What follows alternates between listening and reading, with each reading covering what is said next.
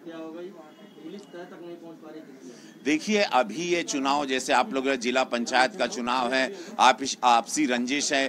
गोरखपुर आप लोग देख रहे हैं कि यहाँ पर अभी ज़मीन की कीमत काफ़ी महंगी हो गई है। गोरखपुर एक हॉटस्पॉट हो गया है, तो यहाँ पर अब ज़मीन के लिए भी ज़मीन भूमाफिया लोग भी लड़ रहे हैं, लेकिन पुलिस उनके तह तक पहुँच रही है। और ये मुख्यमंत्री जी का शहर है, मैं वादा करता हूँ एक सांसद होने के नाते मुजरिम पकड़ा जाएगा। और जितने भी हत्याएं हुई हैं अभी ये पिछले हफ्ते में, सारे मुजरिम पकड़े गए। कुछ रंजिश रही, कोई ज़मीनी विवाद रहा, कुछ पंचायती चुनाव को लेके लोगों में रहा, ये है। लेकिन हम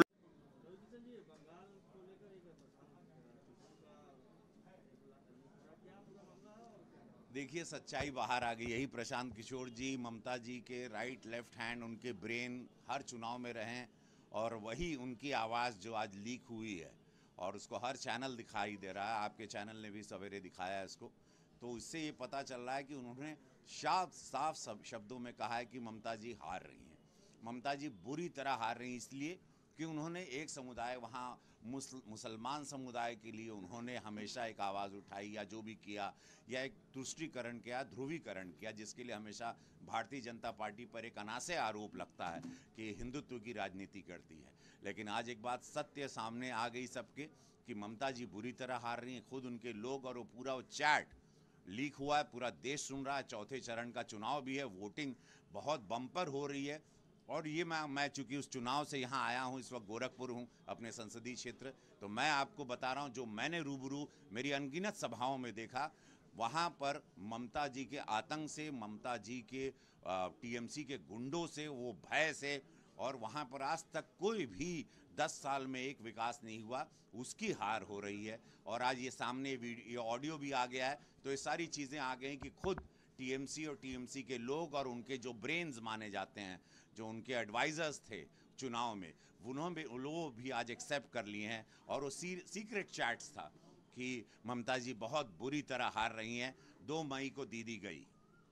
किशन जी, मजदूरों का पलायन हो रहा बहुत बड़ी संख्या में महाराष्ट्र से और अन्य राज्यों से भी मजदूर पलायन हो रहे हैं यूपी की ओर, क्या कहना चाहेंगे इन लोगों से? मैं कांग्रेस पार्टी, राहुल गांधी जी और ये सारे लोग जो विरोधी हैं भारतीय जनता पार्टी के, उनसे निवेदन करता हूं कि अफवाह फैलाना छोड़ दीजिए कि वैक्सीन की कमी हो गई है, या तो ये वेव वापस आपको जान से मार देगी।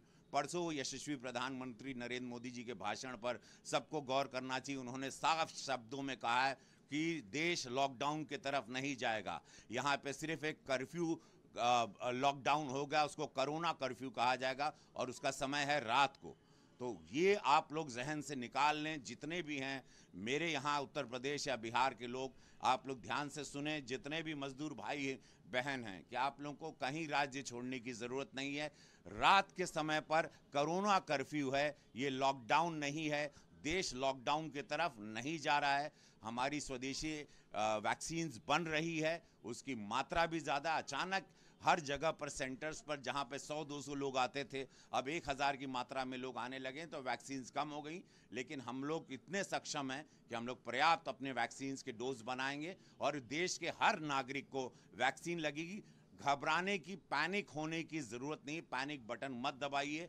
उस समय पिछले साल और इस साल में अंतर है, हमारे पास ना मास्क था, ना वैक्सीन थी, ना बेड था, ना वेंटिलेटर्स था, ना हम लोगों को इस बीमारी के बारे में, वायरस की तोड़ पता था। लेकिन अब हमारे वैज्ञानिक डॉक्टर्स ने इसका तोड़, और अब देश पूरी तरह से सक्षम है कि हम लोग अपने नागरिकों का, देश के नागरिकों का ख्याल रख सकें।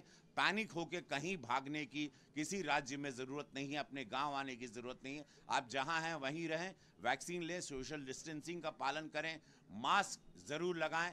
इस वक्त मैं इंटरव्यू के वक्त खाली मास्क निकाला हूं, लेकिन आप लोग मास्क ज़रूर लगाएं और अपना ख्याल रखें। गर्म पानी पिए, एक्सरसाइज करें, कसरत करें, योगा करें, दौड़ें, इम्यूनिटी सिस्टम को स्ट्रांग रखें, आप लोग ठीक रहेंगे।